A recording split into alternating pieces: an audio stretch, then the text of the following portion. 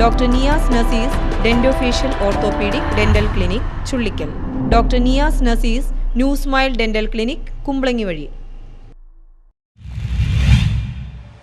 Ration dealers coordination കമ്മിറ്റിയുടെ നേതൃത്വത്തിൽ Paravur taluk supply ഓഫീസിന് മുന്നിൽ ധർണ നടത്തി.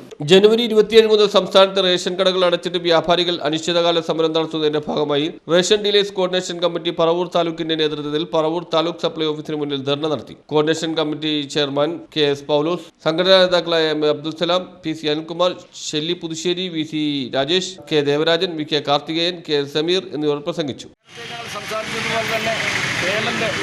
അതായത് കാർഡുടമകളുടെ അക്കൗണ്ടിലേക്ക് റേഷൻ പേയ്മെൻറ്റ് വരും.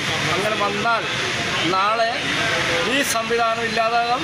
റേഷൻ കച്ചവടം, റേഷൻ വ്യാപാരം നമ്മുടെ കേരളത്തിൽ ഇത് ഇല്ലാതാകും എന്നുള്ള കാര്യത്തിൽ യാതൊരു സംശയവുമില്ല. അതുകൊണ്ട് തന്നെയാണ് കേന്ദ്ര സർക്കാരിൻ്റെ ഈ നടപടി പിൻവലിക്കണം എന്ന് ഞങ്ങൾ ആവശ്യപ്പെടുന്നത്.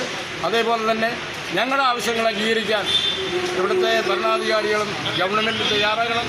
കേരളത്തിൽ നമുക്കറിയാം ഇന്ന് മറ്റ് തൊഴിലാളി സംഘടനകൾക്കൊക്കെ അതുപോലെ.